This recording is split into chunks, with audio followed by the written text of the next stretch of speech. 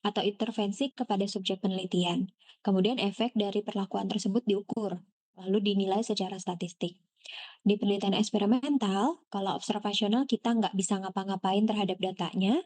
Kalau eksperimental, maka kita bisa mengendalikan variabel-variabel yang mungkin mempengaruhi hasil, atau namanya variabel-variabel pengganggu.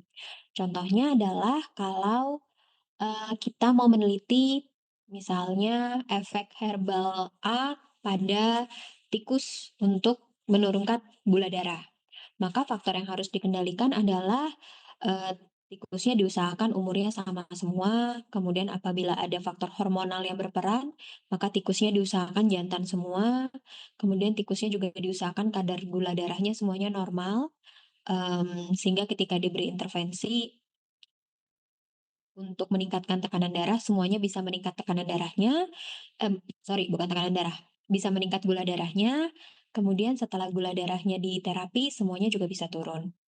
Kemudian juga memastikan bahwa karena ini tersangkut dengan gula darah, maka semua tikusnya, harus diberi makanan yang sama, jumlah kalori yang sama, kemudian, tempat tempat penyimpanan, tempat naruh tikusnya juga harus sama, sehingga faktor-faktor yang kira-kira bisa membuat tikus itu menjadi gula darahnya lebih tinggi daripada teman-temannya, itu harus dikendalikan.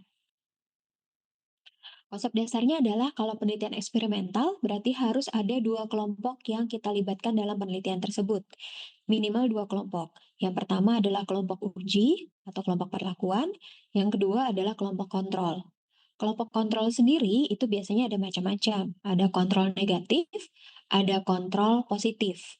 Kalau kontrol negatif, biasanya kalau dia di penelitian farmakologi, maka si tikusnya itu diberikan air atau pelarut yang digunakan untuk melarutkan herbalnya. Kalau dia kontrol positif, biasanya obat yang digunakan untuk, terapi yang sedang kita amati. Di sini ada kelompok A, contohnya adalah kelompok A itu adalah kelompok uji, kelompok B adalah kelompok kontrol.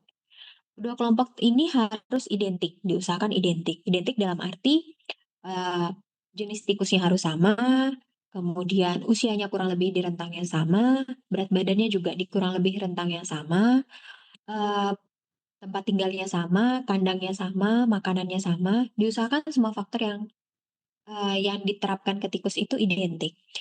Cuma bedanya hanyalah kelompok A itu diberi perlakuan, itu menjadi kaos, kemudian kelompok B itu tidak diberi perlakuan.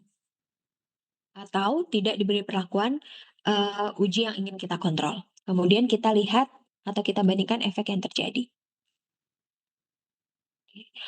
Supaya konsep ini bisa berjalan dengan baik, sehingga hasilnya juga sesuai yang kita inginkan, maka kita perlu membuat suatu rancangan eksperimen. Rancangan eksperimen itu adalah rancangan yang dibuat agar diperoleh eksperimen atau penelitian yang relevan dengan masalah yang diteliti. Kenapa kita perlu buat rancangan penelitian? Alasannya adalah seperti ini contohnya. Kalau misalnya ilustrasinya ada sebuah perusahaan ban mobil, misalnya ban mobil merek Goodyear, akan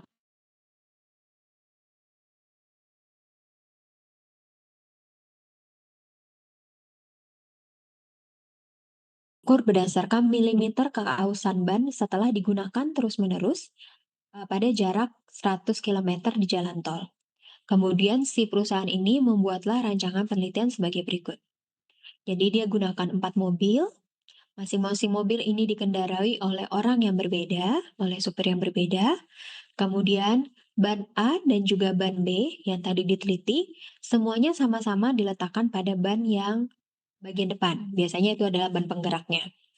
Digunakan atau diletakkan semuanya di bagian depan, tetapi tidak ada urutan atau penempatan yang pasti. Jadi di mobil A itu ban A-nya bisa di sebelah kiri, ban B-nya di sebelah kanan, di mobil B bisa sama, di mobil C bisa tiba-tiba berubah, di mobil D bisa sama lagi seperti mobil A. Jadi, suka-suka petugas yang masangin bannya, tidak ada arahan khusus terkait, mobil mana yang harus ban A-nya sebelah kiri, mobil mana yang harus ban B-nya yang sebelah kiri, gitu. Jadi dilakukan secara random dengan teknik lotre. Kemudian, 4 mobil ini dijalankan di jam yang sama, jalan yang sama, cuaca yang sama, kemudian diukur milimeter keausan bannya. Ketika hasilnya diperoleh, si pembuat percobaan ini baru sadar nih, ternyata ada faktor-faktor yang mempengaruhi yang tidak bisa atau lupa mereka kendalikan. Faktor yang pertama adalah kekuatan bannya, di mana kalau misalnya kita naik mobil, kekuatan angin bannya, naik motor saya rasa juga sama. Naik mobil dan naik motor sama, kekuatan angin bannya itu kan harusnya sama. Harusnya akan berpengaruh ke keausan bannya. Nah, ternyata dari keterangan ini kekuatan bannya belum disamakan. Jadi kekuatan anginnya itu belum disamakan. Lalu letak bannya. Tadi kan ada yang suka-suka deh, A-nya mau di kiri atau B-nya yang sebelah kiri, terserah yang masang. Tidak ada aturan tertentu karena dia pakai teknik lotre. Ternyata letak ban itu akan berpengaruh ke jenis kausan. Misalnya ternyata jalannya lebih dominan untuk tidak rata, sebelah kanan lebih tinggi daripada sebelah kiri, atau sebelah kanan lebih banyak jalan yang berlubang atau tidak rata seperti sebelah kiri, walaupun dia jalan tol. Ternyata jalannya tidak rata, sehingga akan mempengaruhi juga kecepatan keausan dari ban yang sebelah kiri maupun ban yang sebelah kanan. Kemudian yang tidak diperhatikan juga adalah perilaku pengendara. Ada 4 mobil, supirnya beda-beda, bisa jadi perilakunya juga berbeda-beda. Karena mungkin ada yang nyetirnya ngebut banget, sehingga 100 kilometer dapat selesai dengan cepat. Ada juga yang nyetirnya sesuai peraturan, cuma di rentang 60 sampai 100 kilometer per jam. Kemudian ada juga yang sukanya mungkin ngerem mendadak, ada suka yang ngeremnya atau nyetirnya stabil gitu. Semuanya itu akan berpengaruh juga ke keausan bannya. Dan menyebabkan datanya akhirnya beda-beda. Jadinya tidak clear gitu. Karena ada banyak faktor yang tidak dikendalikan oleh si peneliti. Akhirnya dibuatlah rancangan penelitian yang lebih baik, di mana masing-masing mobil tetap dikendarai oleh orang yang berbeda, tetapi cuma dibatasi ke 2 orang. Jadi 2 mobil pertama dikendarai oleh Pak Agus misalnya, 2 mobil yang terakhir dikendarai oleh Pak Budi, begitu. Kemudian Pak Agus dan Pak Budi akan mengendarai di jam yang sama, kilometer yang sama, dengan letak ban yang sama. Jadi sama-sama letak ban A-nya di sebelah kiri, letak ban B-nya di sebelah kanan. Eh, Kemudian cuacanya sama, jamnya sama, jalannya sama, baru mereka jalan bersamaan. Pak Agus dan Pak Budi dipilih karena mereka punya style nyetir yang kurang lebih sama. Mereka stabil jalannya, kemudian tidak suka ngerem mendadak dan sebagainya berdasarkan hasil analisa dari si perusahaannya. Akhirnya faktor-faktor yang tadi tidak yang bisa mempengaruhi menjadi hilang. Jadi sehingga didapatkan keausan bannya itu juga. Bentar ya. Iya, silakan. Cari siapa, Dek? Apa aja? Oh, cari saya. Oke. Oke, bentar ya.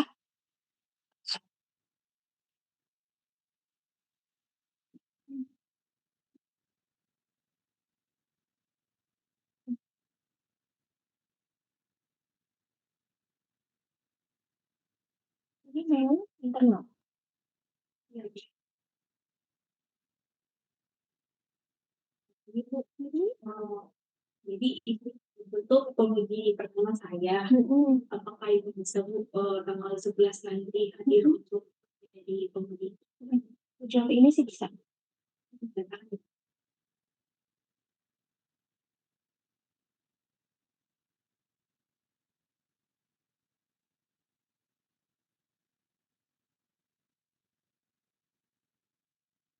Makasih banyak ya.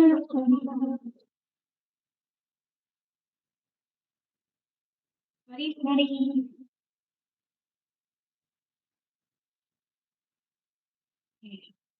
Mohon maaf tadi ada gangguan. Eh, Terus tadi udah dikendalikan faktor-faktornya. Jadi si 2 mobil ini diusahakan faktor-faktor pengganggunya dikesampingkan. Jadinya sama. Begitu juga kemudian silakan. Ya, silakan. Bentar ya.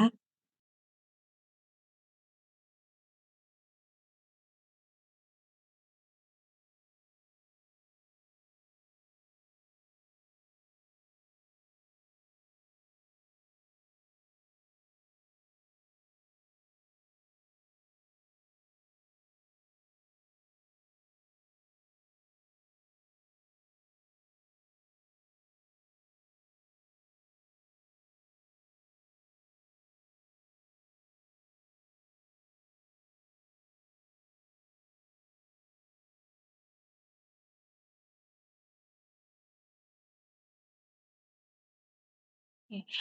Begitu juga kemudian si Pak Agus dan Pak Budi itu mengendarai lagi mobil 3 dan mobil 4, tapi kemudian posisi bannya dirubah. Ban yang B sekarang yang sebelah kiri, ban yang A sebelah kanan. Mobil yang kedua sama, tapi pengendaranya saja yang berbeda. Sehingga bisa dilihat nih apakah pengaruh jalanan dan posisi ban tersebut juga akan mempengaruhi keausan bannya atau tidak.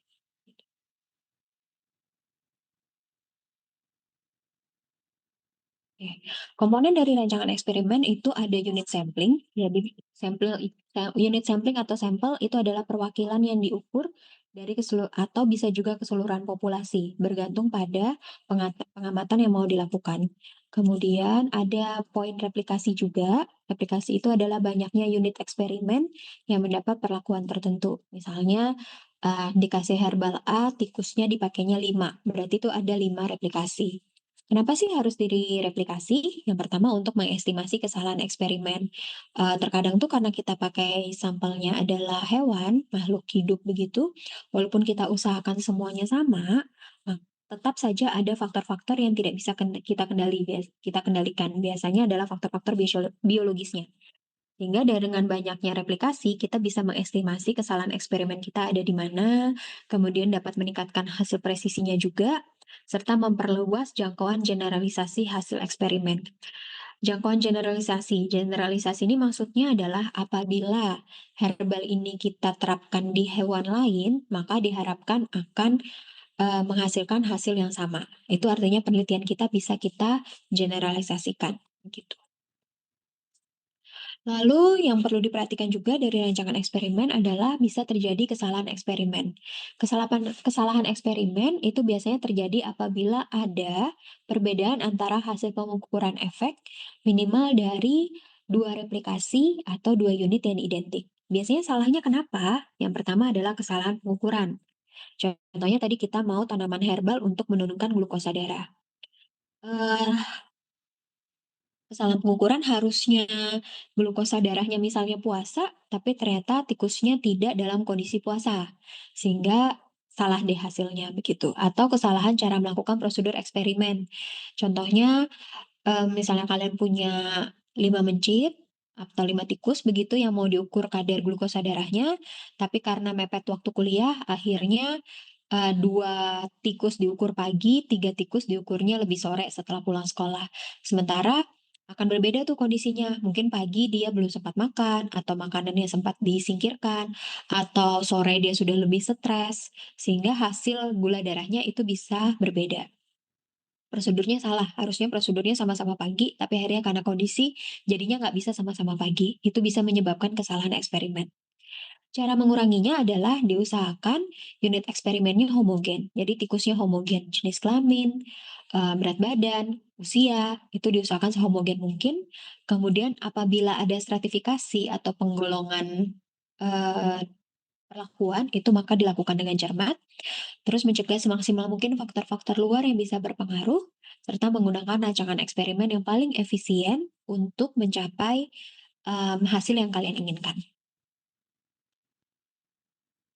Kemudian terkait randomisasi, randomisasi itu artinya setiap unit eksperimen, misalnya dalam hal ini adalah tikus, dia punya kesempatan yang sama untuk mendapatkan perlakuan. Kalau perlakuan kontrol atau perlakuan banding itu perlakuannya serupa tapi tidak sama. Biasanya yang tidak sama adalah obat yang diberikan kepada tikus tersebut. Contoh kondisinya adalah kita mau meneliti rebusan bawang dayak apakah dapat menurunkan kadar gula darah. Sampelnya kita gunakan kelinci yang dibagi menjadi 3 kelompok. Kelompok 1 itu dikasih rebusan bawang dayak, ini masuk dalam kelompok uji. Kelompok 2 dikasih air, ini masuk dalam kontrol negatif. Kelompok 3 itu dikasih metformin dan itu masuk dalam kontrol positif.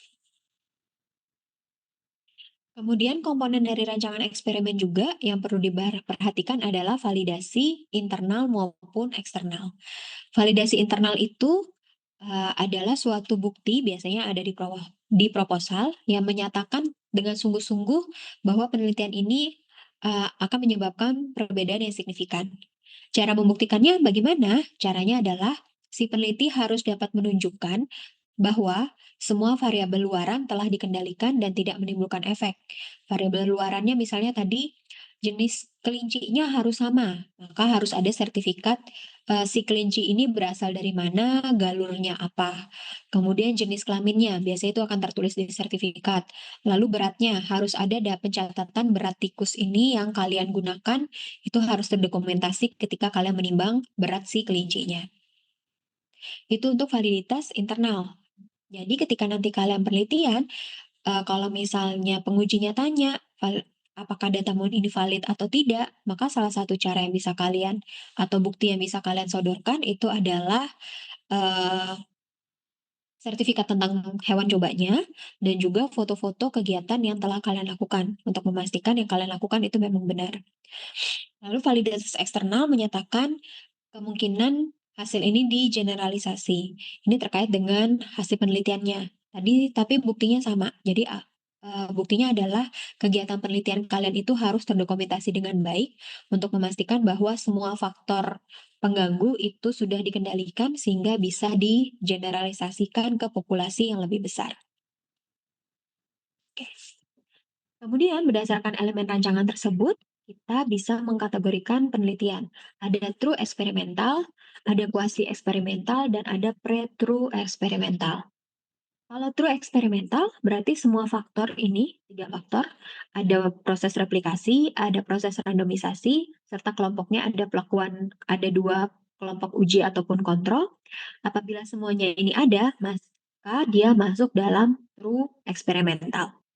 Tetapi apabila semuanya ada, tetapi tidak bisa identik 100%, misalnya tuh eh, sama-sama pakai tikus, tikusnya galurnya sama, tetapi eh, jenis kelaminnya akhirnya harus berbeda karena keterbatasan ketersediaan misalnya seperti itu. Sehingga jenis kelaminnya harus berbeda, tetapi kalian sudah mencoba mengusahakan supaya si tikus yang betina itu dipilih yang sedang tidak ovulasi, supaya tidak berpengaruh terhadap, supaya tidak ada pengaruh hormon ovulasinya, misalnya seperti itu. Maka itu masuk dalam kuasi eksperimental. Semuanya ada, tetapi hewan cobanya tidak sepenuhnya identik. Kalau pre-true eksperimental adalah apabila salah satu dari elemen ini tidak bisa dilakukan atau tidak dilakukan. Contoh yang paling sering misalnya tidak bisa melakukan randomisasi. Randomisasi itu kan ada sekian banyak populasi, kita pilih mencitnya dari populasi itu. Jadi misalnya ada eh, seharusnya kalau mau dirandomisasi maka kalian punya 50 tikus misalnya, kemudian dari 50 tikus itu kalian pilih yang akan menjadi sampel berdasarkan perhitungan sampelnya. Tetapi randomisasi pasti akan sulit karena kan berarti kita harus beli tikus lebih banyak di depan dan itu biayanya mahal. Sehingga terkadang proses randomisasi ini tidak bisa sepenuhnya dilakukan. Itu berarti penelitiannya masuk dalam pre-true eksperimental.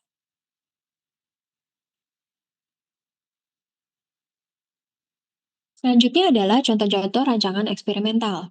Yang pertama adalah untuk pra-eksperimental, contohnya adalah rancangan kali perlakuan, di mana dalam rancangan ini hanya ada satu kelompok yang diberi perlakuan dan tidak ada pembanding. Tunggu sebentar ya.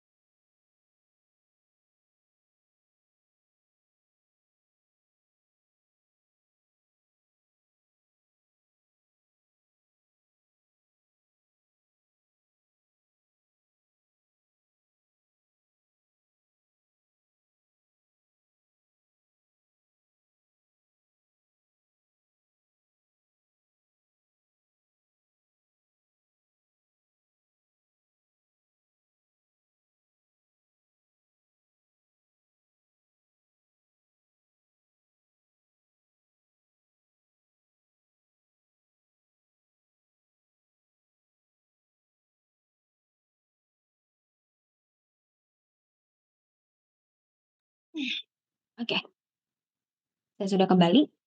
Kalau rancangan studi kasus sekali perlakuan, itu berarti hanya ada satu kelompok yang diberi perlakuan tapi tidak ada pembandingnya. Contohnya, misalnya eh, kita sedang melakukan eh, penelitian terhadap sekelompok penjual jamu. Penjual jamunya kita kasih perlakuan.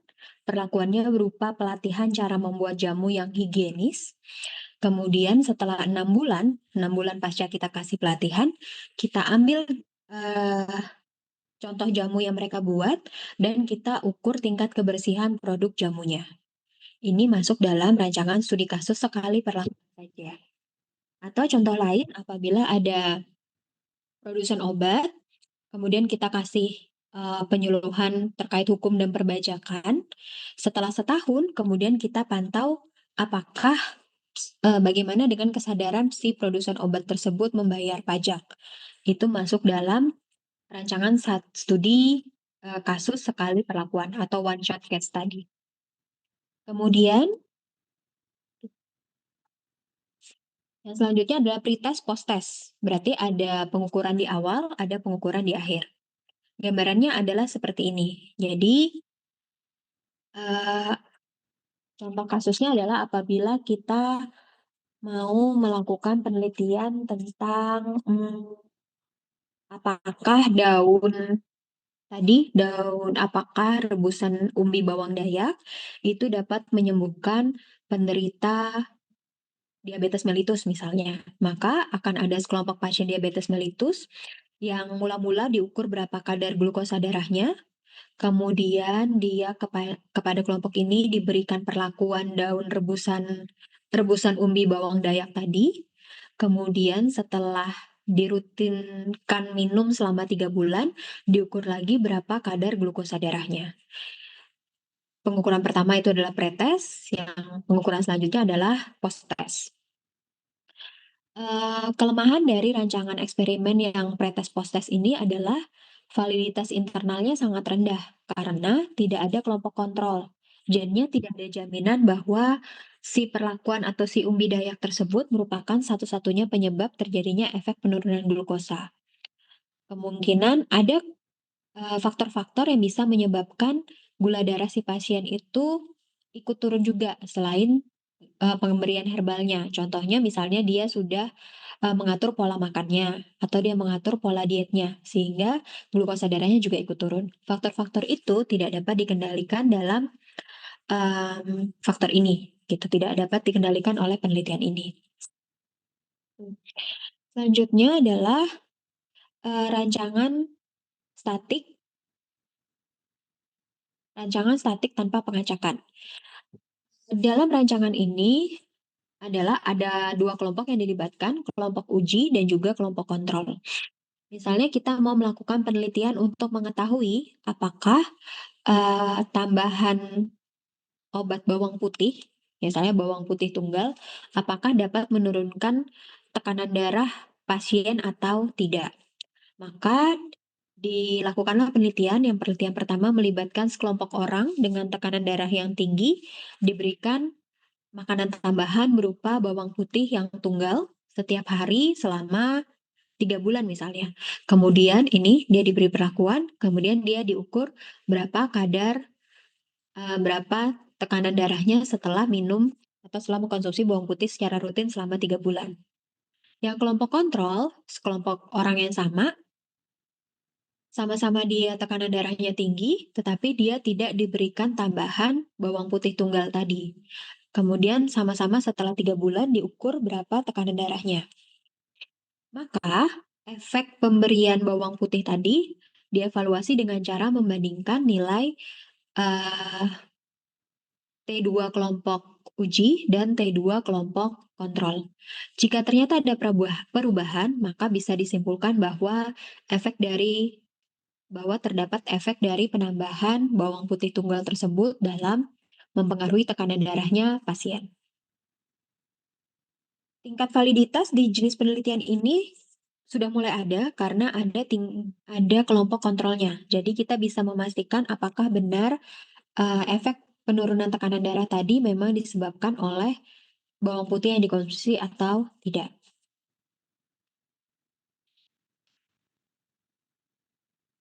Sementara untuk rancangan eksperimen, pre-eksperimental, rancangan statis dengan pemadanan, sama seperti yang pertama, tetapi dia ada bentuk pretest dan posttestnya. Jadi kalau yang sebelumnya dia tidak ada pemeriksaan tekanan darah sebelum perlakuan. Kalau yang statis dengan pemadanan, maka dilakukan pemeriksaan tekanan darah dulu sebelum perlakuan pada dua kelompok. Kemudian kelompok uji diberikan bawang putih tunggal, kelompok kontrol tidak diberikan bawang putih tunggal. Setelah 3 bulan diukur berapa tekanan darahnya. Untuk menentukan efek dari tekanan darahnya dengan cara membandingkan, yang pertama yang bisa dibandingkan adalah perbandingan antara T1 dan T2 kelompok uji. Jadi untuk melihat apakah ada perbedaan tekanan darah sebelum diberi bawang putih kontrol dan sesudah diberikan bawang putih tunggal. Kemudian perbedaan lain yang bisa diamati adalah apakah ada perbedaan tekanan darah antara kelompok yang diberikan bawang putih tunggal sama kelompok yang tidak diberikan bawang putih tunggal. Oke, selanjutnya adalah rancangan statis tanpa pengacakan.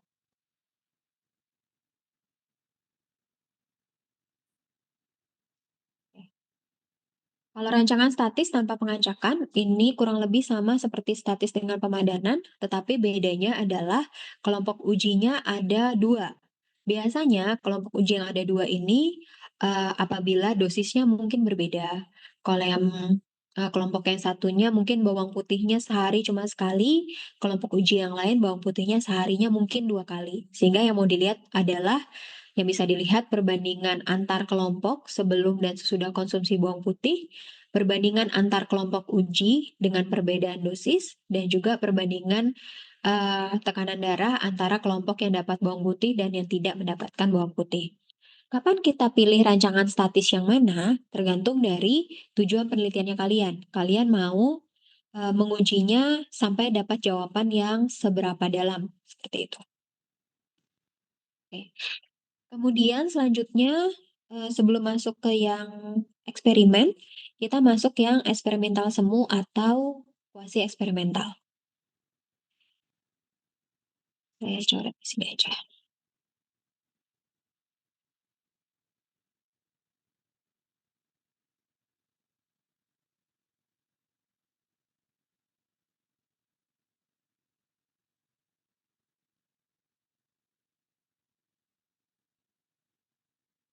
Untuk kuasi eksperimental, contoh yang pertama adalah di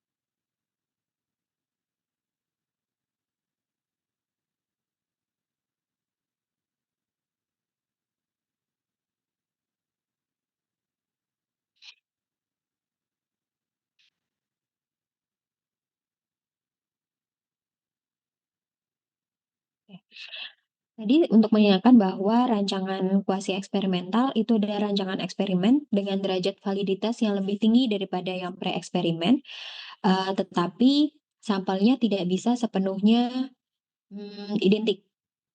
Sampel-sampelnya tidak bisa sepenuhnya identik.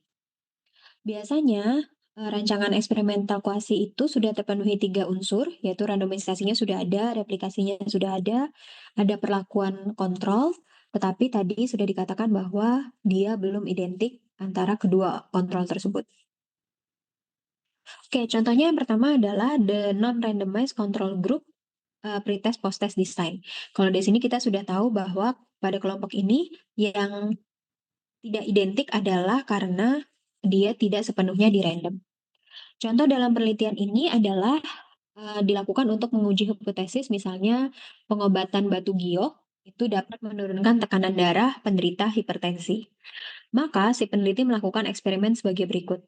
Ada sekelompok pasien hipertensi yang datang ke klinik pengobatan batu giok. Kemudian sebelum terapi, kedua kelompok itu sama-sama diukur sebelum dilakukan terapi diukur tekanan darahnya. Itu menjadi T1 yang perlakuan uji. Selanjutnya, kelompok ini diberikan perlakuan terapi batu giok selama 2 hari sekali dengan durasi 7 hari. Setelah 7 hari, kadar tekanan darahnya diulang lagi. Itu menjadi nilai T2. Pada saat bersamaan, kita cari juga kelompok penderita hipertensi yang mau diukur berapa kadar tekanan darahnya, tetapi dia tidak diberikan perlakuan pengobatan batu giok tersebut. Dia dibiarkan biasa saja atau dibiarkan minum obat saja seperti biasa. Kemudian setelah 7 hari, mereka dipanggil lagi untuk diukur berapa tekanan darahnya. Nanti untuk mengetahui apakah memang si terapi batu giok itu memberikan efek atau tidak, maka yang kita lakukan adalah membandingkan T1 dan T2 atau membandingkan T2 kelompok uji dan juga T2 dari kelompok kontrol. Itu untuk kuasi eksperimental contoh yang pertama. Kuasi eksperimental contoh yang kedua, itu adalah metode yang kedua adalah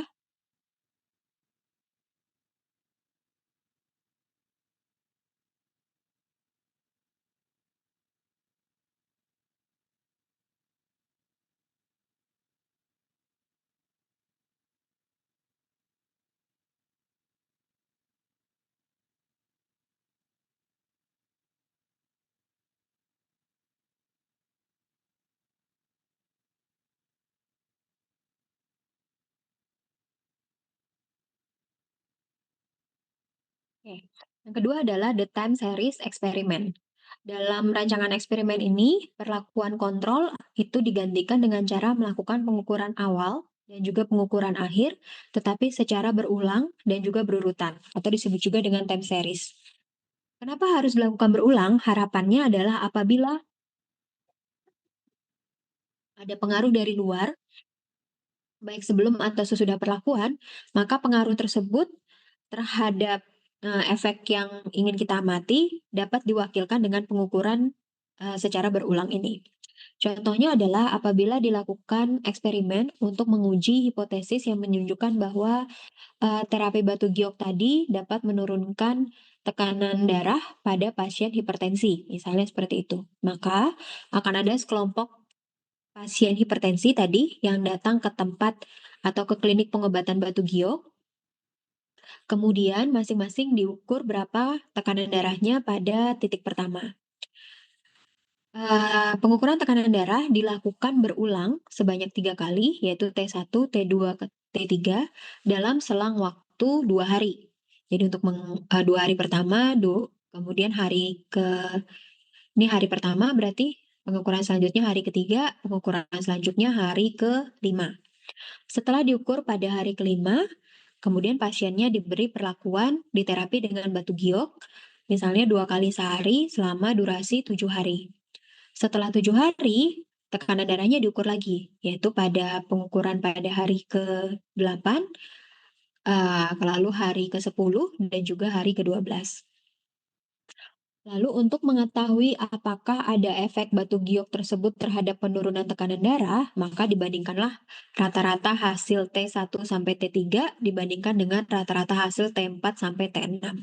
Jadi untuk menunjukkan apakah kadang-kadang kan kalau tekanan darah itu dipengaruhi makanan, dipengaruhi dia cukup istirahat atau tidak, kemudian dipengaruhi juga dengan tingkat stres. Jadi harapannya kalau diukur secara berulang seperti ini, faktor tadi tuh bisa diamatin gitu. Jadi kalau misalnya dia di T1 dia nggak stres, tapi ternyata di T2 dia stres, semuanya sudah tekanan darah itu termasuk yang diperhitungkan. Jadi faktor stresnya itu termasuk sudah diperhitungkan di pengukuran ini. Makanya diambilnya yang rata-rata. Kemudian yang terakhir adalah equivalent time samples design.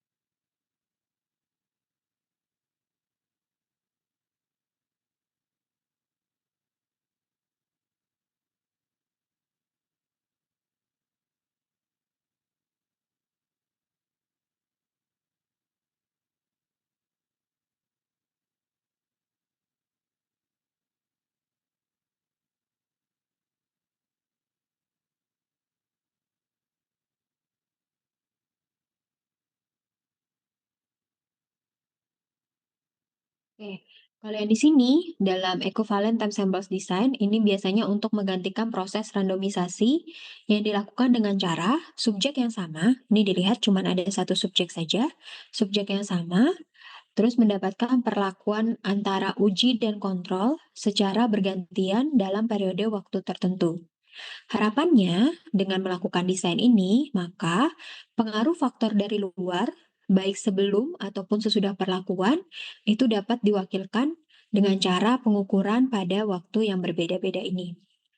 Contoh penelitiannya adalah sebagai berikut. Misalnya, sebuah penelitian eksperimental untuk mengetahui apakah bawang putih tadi bisa menyembuhkan pasien hipertensi.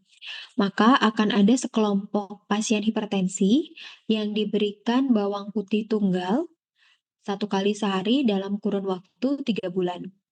Kemudian kadarnya diukur atau tekanan darahnya diukur. Setelah 3 bulan konsumsi, tekanan darahnya diukur.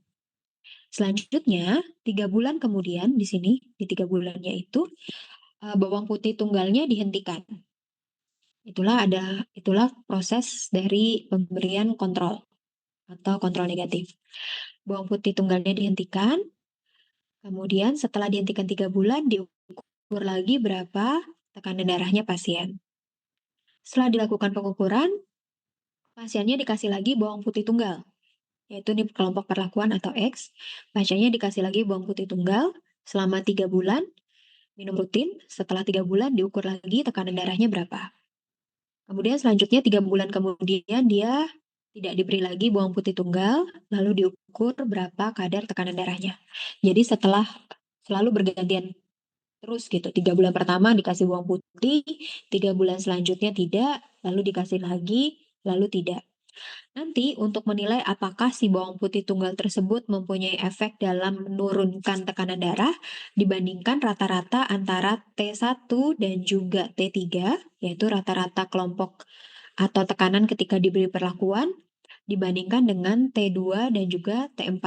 Rata-rata T2 dan juga T4, yaitu rata-rata tekanan darah ketika tidak diberikan bawang putih tunggal. Seperti itu, ini adalah contoh untuk kuasi eksperimental.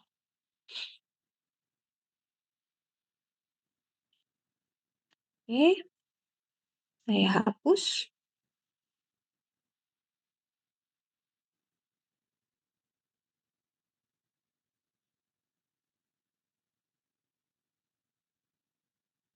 Selanjutnya kita masuk ke yang Solomon, ini adalah rancangan-rancangan eksperimen atau true eksperimental. Rancangan yang pertama itu adalah namanya rancangan 4 kelompok Solomon atau The Solomon for Group Design. Rancangan eksperimen ini adalah kombinasi dari rancangan eksperimen yang menggunakan pengukuran awal dan yang tanpa menggunakan pengukuran awal. Jadi yang kombinasi antara yang pakai pengukuran pretest sama yang tidak pakai pretest.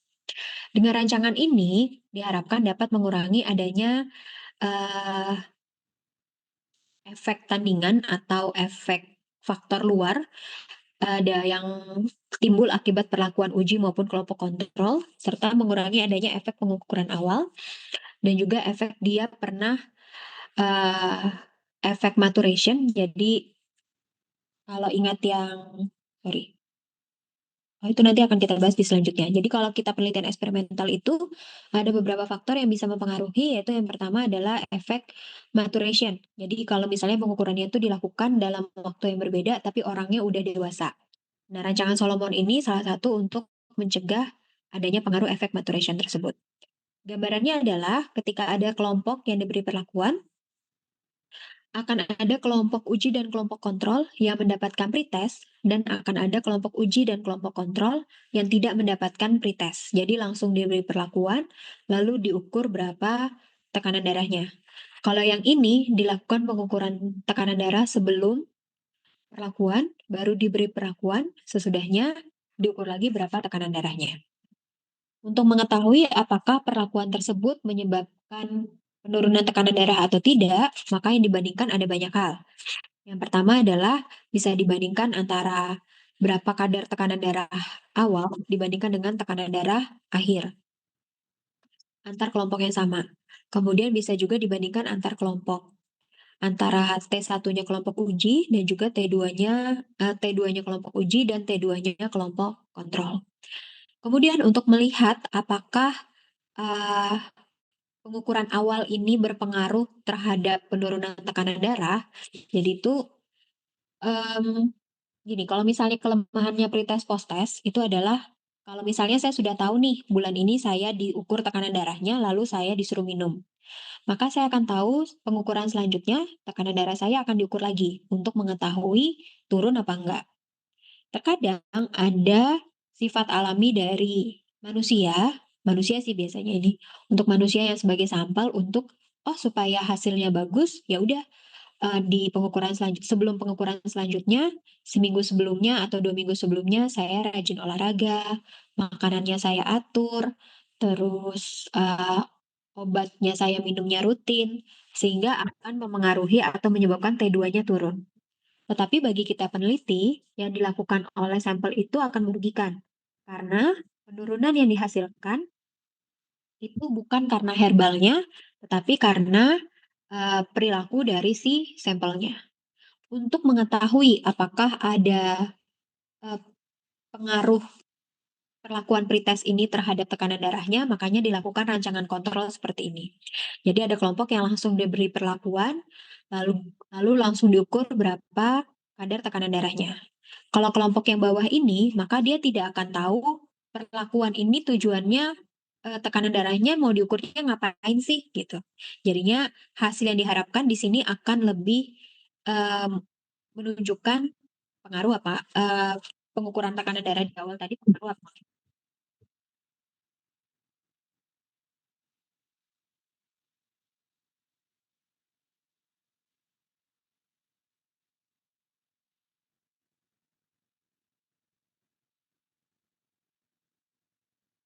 Sebentar.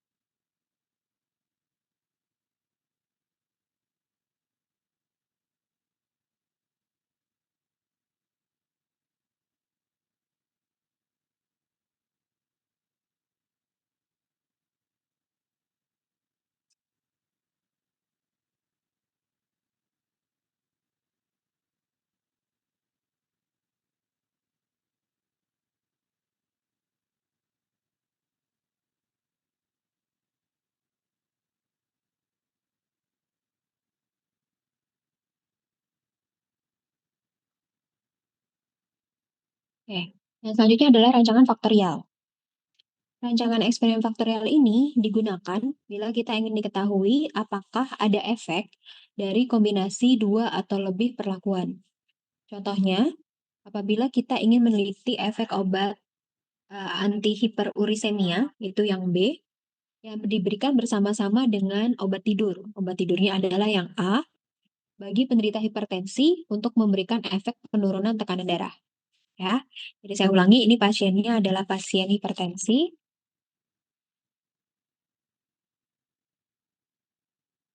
Outcome-nya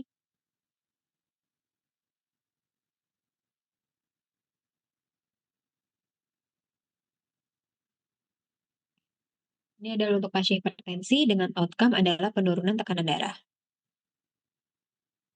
Jadi mau lihat apakah obat hiperurisemia sama obat tidur itu dapat berpengaruh atau memberikan efek untuk penurunan tekanan darah atau tidak. Maka dibuatlah rancangan seperti ini. Ada 3 obat hiperurisemia, ada 2 obat tidur. Maka kombinasinya akan menjadi A1B1, A1B2, A1B3. A2B1, A2B2, A2B3. Sehingga dari uh, rancangan tersebut kita dapat menyimpulkan beberapa hal. Faktorial seperti ini namanya faktorial 2 kali 3. Karena ada 2 perlakuan dikali 3 perlakuan. 2 kelompok perlakuan A dan juga 3 kelompok perlakuan B. Dari rancangan faktorial ini dapat diteliti 3 macam efek, yaitu efek utamanya. Efek utama yang dimaksud adalah efek penurunan tekanan darah yang dibandingkan antara obat hiperurisemia 1, obat hiperurisemia 2, dan juga obat dari hiperurisemia 3. Itu yang pertama. Kemudian kita juga dapat mengetahui efek dari kombinasi antara perlakuan terhadap tekanan darah. Jadi kita bisa melihat efek antara kombinasi A1B1 dibandingkan dengan efek orang yang dikasih kombinasi A1B2 atau dibandingkan dengan pasien yang diberikan kombinasi A1B3. Semuanya bisa ada jawabannya di sini. Kemudian, efek yang bisa kita amati juga apakah 2 kombinasi ini berinteraksi yang sinergis atau tidak. Kita bisa lihat dengan membandingkan apakah kalau A1 dikombinasi dengan B1 dibandingkan A2 dikombinasi dengan B2, tekanan darahnya lebih turunan yang mana? Apakah kombinasi B1 dengan obat tidur pertama atau kombinasi antara B1 dengan kombinasi yang kedua? Kalau misalnya lebih turun yang kombinasi B2, berarti 2 obat ini memiliki efek sinergis yang lebih kuat dibandingkan dengan kombinasi yang ini. Begitu juga kita bisa membandingkan antara kombinasi yang lain. Jadi rancangan faktorial ini untuk apabila kita mau mengamati 2 obat sekaligus terhadap outcome yang sama. Di sini outcome-nya adalah penurunan tekanan darah. Lalu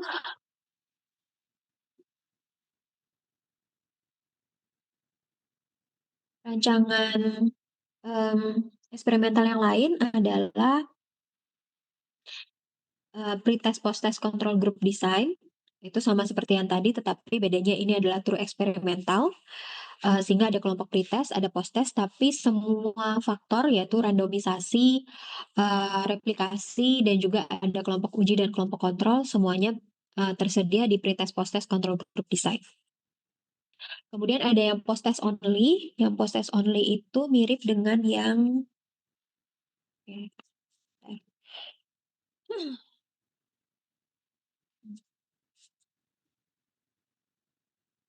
Nah, yang ini adalah contoh gambaran pretest post-test control group design. Bedanya kalau di pre-eksperimental berarti 3 komponen tadi yaitu randomisasi, replikasi, kemungkinan itu tidak bukan kemungkinan, berarti kalau di pre-eksperimental dia tidak terpenuhi, tetapi kalau di true eksperimental bentuknya seperti ini, tetapi semua komponen seperti replikasi, randomisasi, dan juga adanya kelompok uji dan kontrol itu terpenuhi. Kemudian di kelompok uji eksperimental ada juga rancangan penelitian yang namanya post-test only control group design. Post-test only control group design bayangannya kurang lebih seperti ini. Jadi ada kelompok uji dan juga ada kelompok kontrol yang diberi perlakuan masing-masing, kemudian langsung diukur berapa kadar setelah perlakuannya. Itu atau berapa kadar post-testnya. Bedanya adalah kalau di pre-eksperimental, berarti salah satu dari unsur randomisasi atau replikasi itu tidak terpenuhi, sedangkan kalau di true eksperimental, maka komponen randomisasi dan replikasi itu semuanya terpenuhi. Jadi bentuk desainnya sama, tetapi bedanya adalah apakah replikasi sama randomisasinya terpenuhi semua atau tidak. Oke. Ini tadi yang saya sampaikan ada efek maturasi dan lain-lain. Jadi kelemahan penelitian eksperimen adalah tidak adanya jaminan bahwa perlakuan yang kita berikan itu satu-satunya faktor yang menimbulkan perbedaan tes antara T1 dan juga T2. Karena ada beberapa hal, ada probable error yang kemungkinan membuat kesalahan. Yang pertama adalah efek history.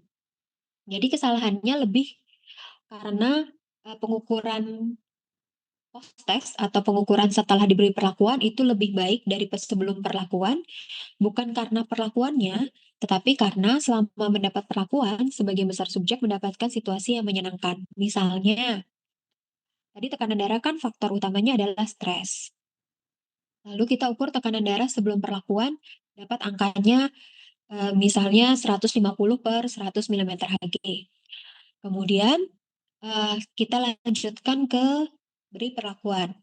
Ternyata sebagai kelompok yang kita beri perlakuan selama 3 bulan, anggaplah durasi pengamatannya 3 bulan. Selama 3 bulan kita kasih bawang putih tunggal itu, di rumah subjek ini lagi bahagia. Mungkin ada yang anaknya menikah, atau ada yang baru punya cucu. Biasa kan lansia-lansia nih, ada yang anaknya menikah, ada yang baru punya cucu mungkin, atau ada yang baru jalan-jalan ke luar negeri mungkin, atau banyak hal lain lah yang bisa membuatkan dia lebih bahagia, sehingga faktor stresnya turun. Akibatnya, tekanan darahnya ketika diukur pasca perlakuan menjadi lebih rendah. Ternyata bisa jadi rendahnya tersebut bukan karena si herbalnya ini saja, tapi memang dalam rentang waktu 3 bulan itu personnya lagi happy. Jadi faktor stresnya rendah daripada kelompok yang lain, daripada orang-orang yang lain gitu. Kemudian kalau efek maturasi, lebih baiknya pasca pengukuran atau post-test itu bukan karena faktor perlakuan, tetapi karena sampelnya itu lebih dewasa sehingga lebih bertanggung jawab. Contohnya misalnya saya ingin memberi perlakuan jangka panjang terhadap pasien anak dengan diabetes tipe 1 terkait kepatuhannya dalam menyuntik insulin. Karena jangka panjang, misalnya saya beri perlakuannya selama pengamatannya selama 3 tahun untuk kepatuhannya dia, sampelnya saya ambil ketika yang satu ketika dia sebelum saya beri perlakuan, saya ngambil sampel ketika dia kelas 5 SD, kemudian saya amati secara selama 3 tahun berturut-turut, ketika pengukuran yang kedua atau post-test, si pasiennya sudah SMP. Dia sudah menjadi lebih mature, sudah lebih matang, sudah lebih dewasa, dan sudah lebih paham atas tanggung jawabnya terhadap pengobatannya. Sehingga kepatuhannya bisa jadi karena dia sudah lebih bertanggung jawab tersebut dibandingkan dengan waktu sebelum perlakuan dia memang masih kecil gitu. Terus testing effect ini tadi saya bilang lebih baiknya T2 daripada T1 bukan karena faktor perlakuan, tapi karena pengalaman dikenai tes T1.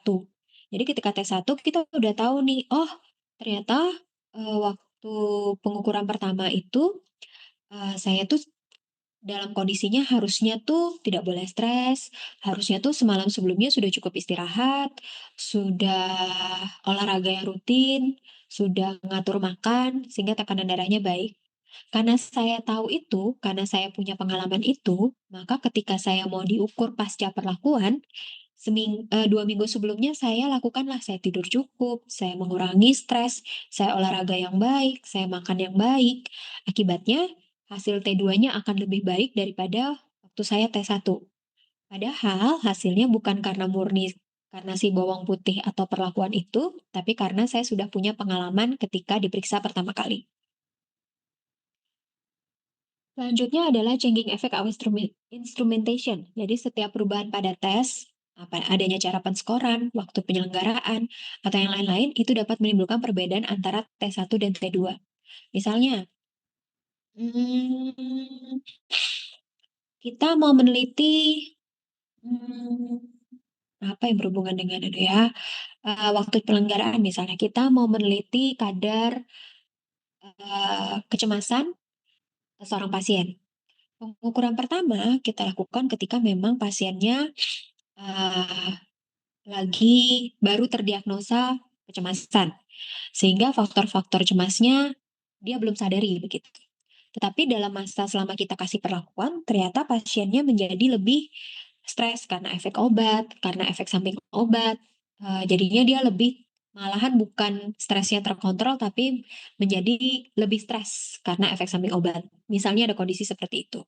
Maka akhirnya T2-nya menjadi lebih jelek atau ada perbedaan, tapi bukan karena perlakuan yang kita berikan jelek, tetapi karena ada faktor lain yang menyebabkan pasiennya menjadi lebih stres. Itu changing effect of instrumentation. Jadi waktu pengukurannya beda, akhirnya ada faktor luar yang bisa mempengaruhi, hasilnya jadinya berbeda. Kemudian ada juga faktor statistical regression. Jadi kalau dibandingkan antara T1 sama T2 adalah kelompok-kelompok yang perbedaannya sangat ekstrim. Sehingga ketika kita statistikkan, tidak ada perbedaan antara nilai T1 dan juga nilai T2. Ini biasanya kalau pasiennya heterogen banget, umurnya berbagai macam, obat atau paling gampang kalau dia ngukur tekanan darah, maka dalam satu kelompok itu ada yang obatnya ada yang obatnya tunggal, ada obatnya yang kombinasi, ada yang kombinasinya 2, ada yang kombinasinya 3. Semuanya kita jadikan satu kelompok uji yang sama, kita kasih perlakuan yang sama, tapi ternyata faktor yang mempengaruhi tekanan darahnya perbedaannya sangat ekstrim. Karena tadi ada yang obatnya tunggal, ada yang obatnya 2, ada yang obat 3. Sehingga kemampuan dalam penurunan gula darahnya juga kemampuan dalam menurunkan tekanan darahnya juga bisa beda-beda. Akibatnya secara statistik kalau diukur tidak ada beda antara T1 sama T2. Begitu karena ada faktor-faktor lain yang perbedaannya ekstrim yang tidak bisa dikendalikan. Kemudian selection bias and mortality itu adalah error yang terjadi akibat sifat-sifat yang tidak dikontrol yang berkaitan dengan subjek yang tidak mengambil kedua tes. Uh,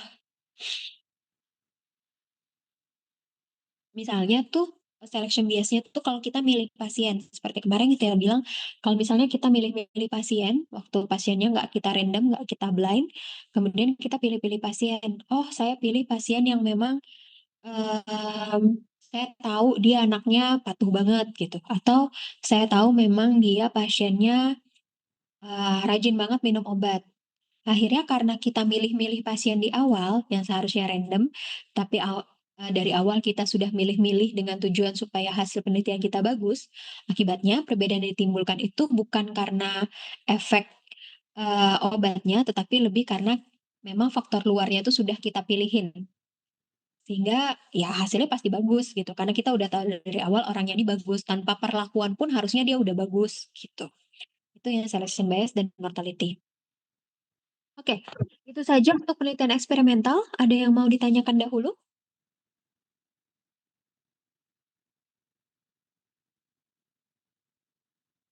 Tidak ada? Oke. Kalau misalnya tidak ada yang mau ditanyakan, apakah semuanya sudah absen di STAR? Sudah, Ibu. Ya, baik. Kalau misalnya sudah absen di STAR, berarti saya pertemuannya sisa berapa kali lagi, Dek? Mohon maaf. Harusnya, normalnya kalau saya tidak bolos kemarin.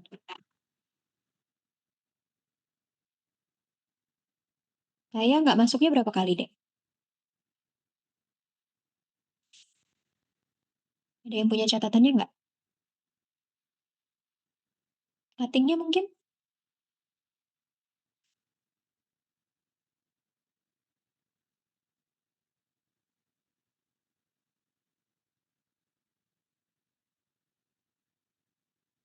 Cuttingnya siapa ya?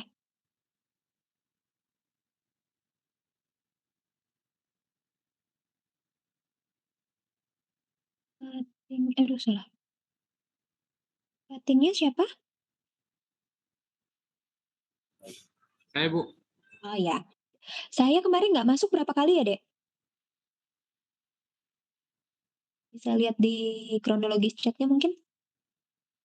Iya, Sebentar, Bu, saya cek, Bu. ya, saya sambil cek juga. Hmm.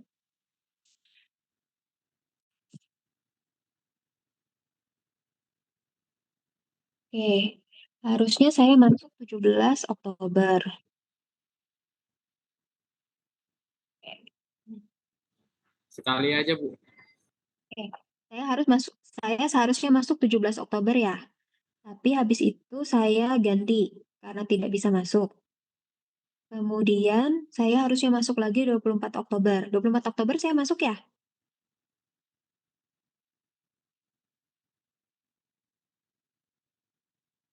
17, 24 saya masuk. Kemudian Lalu Ibu masuk Ibu tanggal 24 Oktober. ya 24 Oktober. Terus yang sekarang lagi 31 Oktober ya. Berarti satu kali saya tidak, sorry, 31 Oktober hari ini ya. Kemudian hari ini, kemarin pengganti nggak bisa. Seharusnya saya ngajar hari Jumat ya. Seharusnya saya ngajar Jumat pagi jam 7.30. Hari ini berarti yang untuk mengganti yang tanggal 17. Benar seperti itu? Betul Ibu. Berarti saya masuk lagi besok, itu pertemuan yang ketiga ya.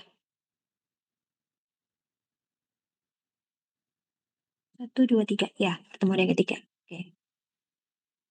Baik, kalau gitu jam bolos saya sudah saya ganti. Saya berarti masih ada jatah kurang lebih 1 sampai 2 kali lagi sebelum Bu Niken masuk. Dan nanti saya hitung lagi, saya susunan jadwalnya. Baik, kalau begitu terima kasih atas perhatiannya, terima kasih atas kehadirannya. Sampai ketemu besok pagi di kuliah besok jam berapa? 7.30 Bu. 7.30. Oke. Sampai ketemu besok jam 7.30. Terima kasih atas perhatiannya. Dan selamat berkuliah kembali. Zoom ini saya akhiri. Selamat siang. Yang Bu, terima kasih Siang, Ibu. Terima kasih. Terima kasih, Bu.